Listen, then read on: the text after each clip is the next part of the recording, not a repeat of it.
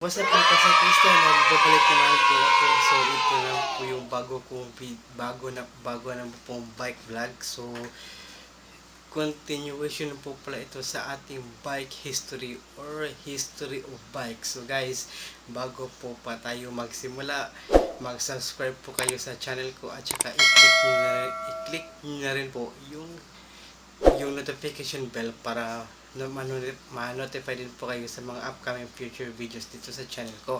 So, bago po tayo magsimula, mag-intro po muna tayo. Okay?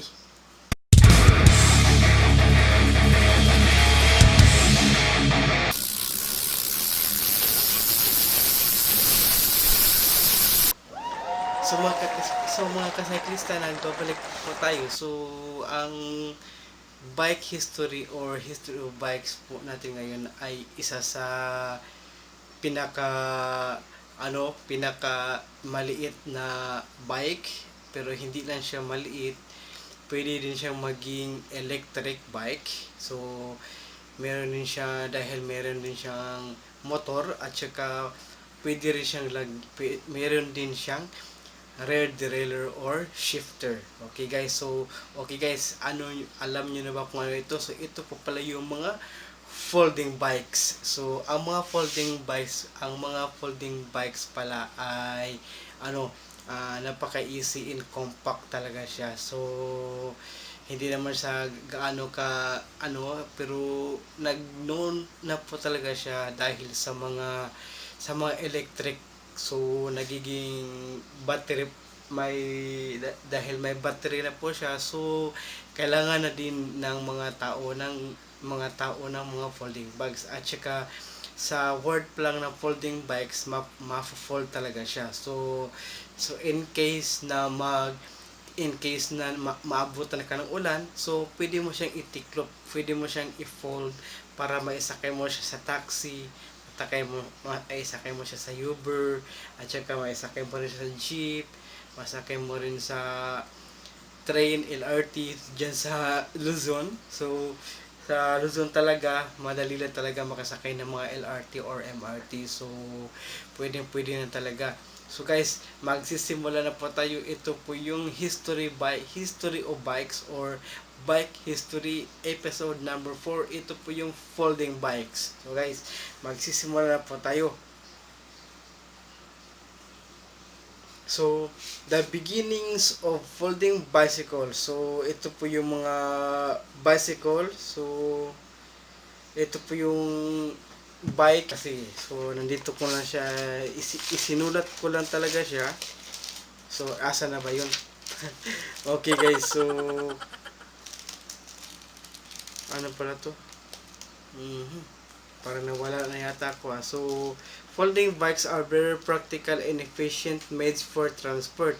Steve Jobs once referred to computers as bicycles for the brain because they multiply our effort. A human pedaling a bicycle is more efficient than a condor. So a folding bike has the ability to make this amazing efficiency gain portable and ready to empower you whenever necessary. So yun po guys, yun ang intro po natin sa folding bike. So magsisimula na po tayo. So the beginning of the folding bicycle, ito po pala yung yung molten bicycles.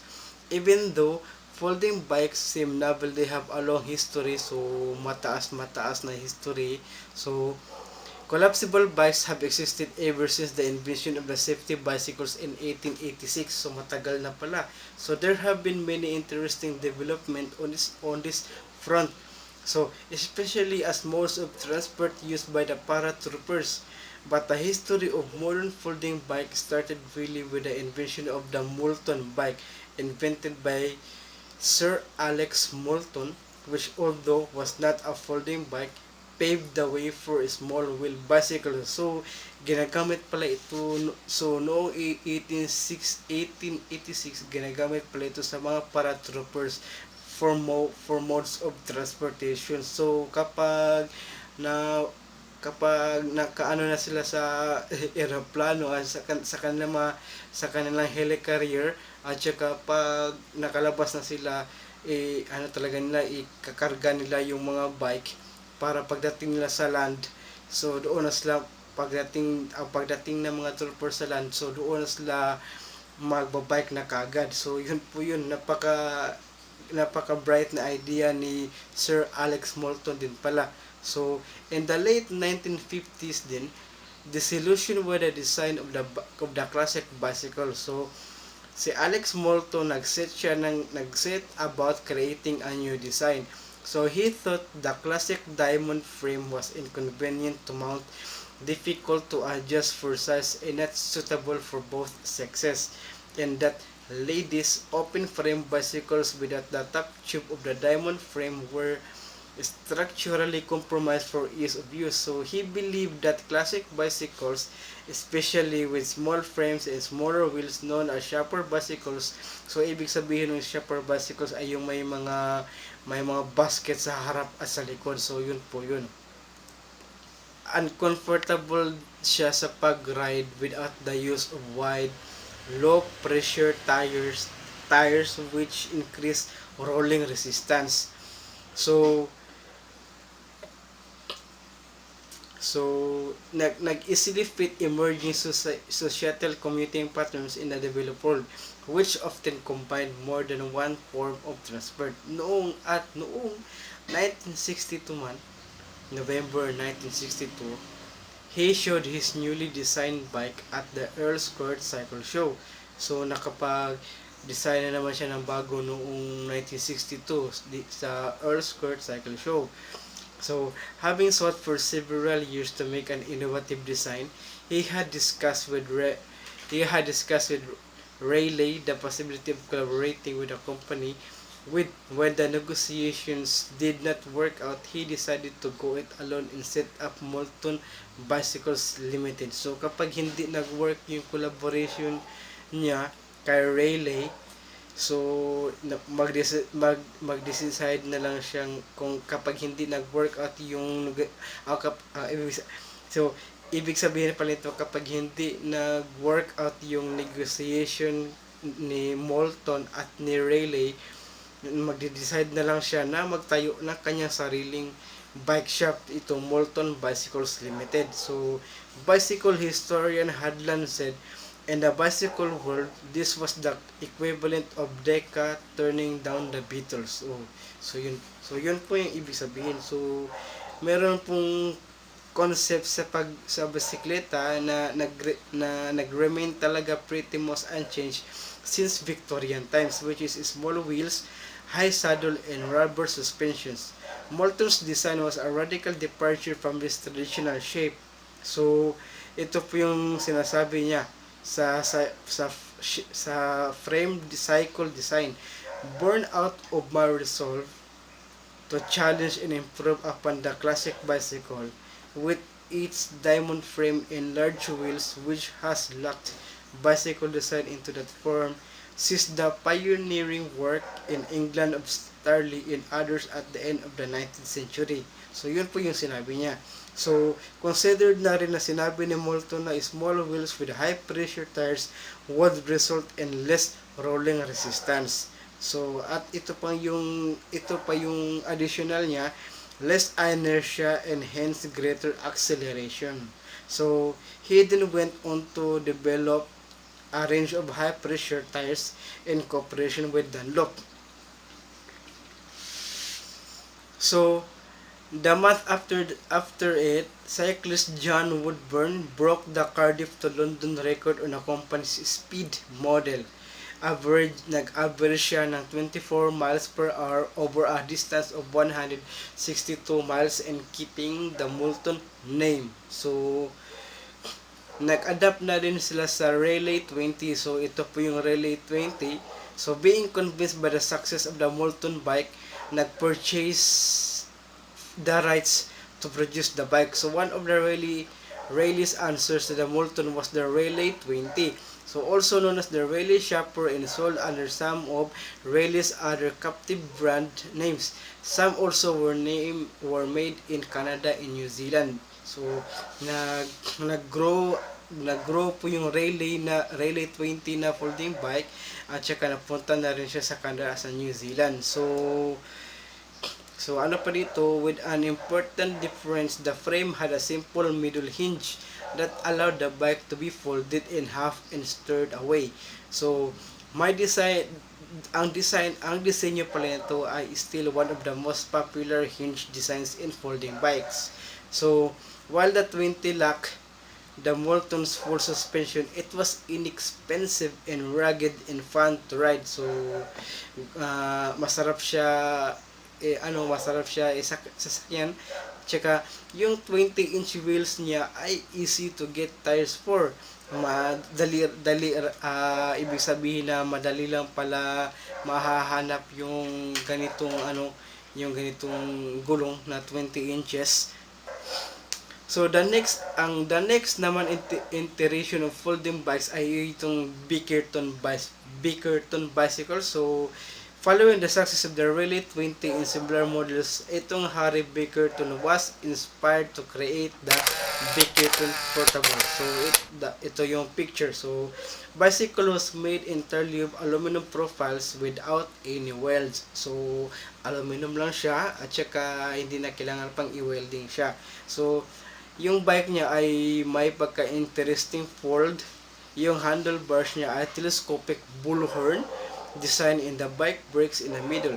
The front wheel is smaller than the rear and the whole thing folds on itself. So yung buong niya, yung buong rear niya ay magfo-fold lang siya itself. So it means automatic siya magfo-fold. So yung bike na ito ay has many clamps and levers which make the bike fold down to a fairly compact size. So yung weight pala niya ay folded package size. It broke new ground. It was what inspired Andrew Ritchie in creating the next iteration of folding bike after a visit at Harry's workshop in Dorset. So panghuli na po tayo. So ito pong Brompton. So ito na po yung ginagamit ng karamihan sa Amerika, hindi lang ito sa Amerika kundi sa England, kasi mas marami ito sa England gumagamit ng mga folding bikes na Brompton. Kasi itong Brompton meron din siyang electric, so pwede din siyang gamitin electric. Meron kasing nilagay na motor, yung battery niya. So 1976 pala si Andrew Ritchie nag-found a bicycle company named after the Brompton Oratory. So Ritchie obtained backing from friends and sought to license the design. But after 5 years pala, nagbegan na naman siya manufacturing the bicycle design himself, and by early 1988. So Brompton bicycles entered mass manufacture. So nag-mass manufacture po yung mga Brompton na folding bike. So karamihan sa mga cyclista gumagamit na rin ng Brompton na folding bikes na electric. So Brompton is an evolution of the Bickerton folding bike. So made out of steel, a traditional bike material. The rear wheel folds under and the front wheel covers the chain set which makes for a cubic folded shape. So nakita niyo po yung mga Brompton nakita niyo na ba yung mga Brompton na mga folding bikes, di ba? So yun po yung niya, kakayahan, yung pag-fold niya by 3 po pala yung fold na. Kapag i-fold na siya ang yung frame niya, i-fold mo na naman din yung gulong niya. So yun po yung Brompton na marami na ako nakikita mga Brompton na mga folding bikes.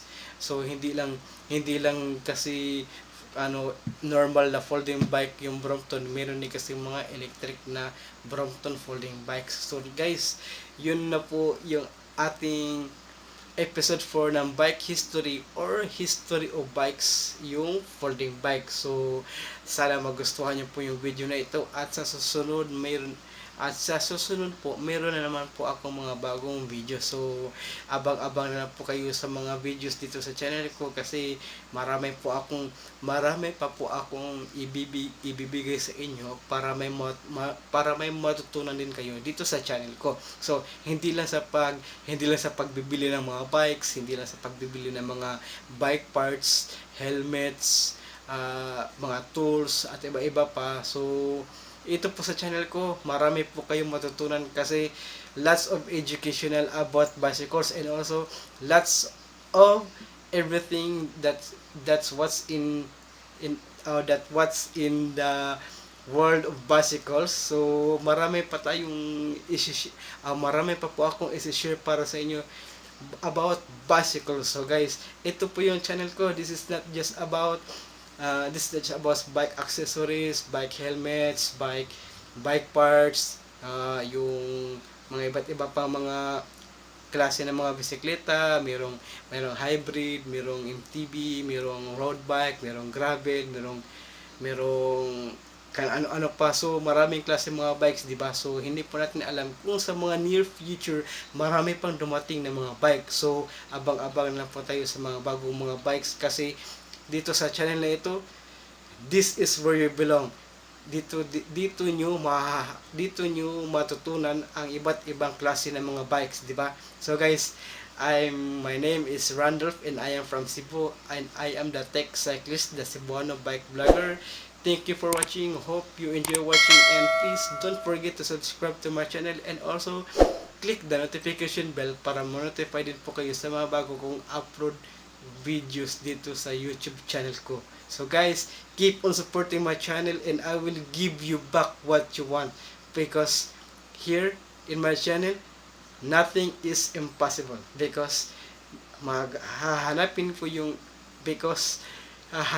yung dapat yung malalaman tungkol sa mga bisikleta. So guys, thank you for watching and have a good night.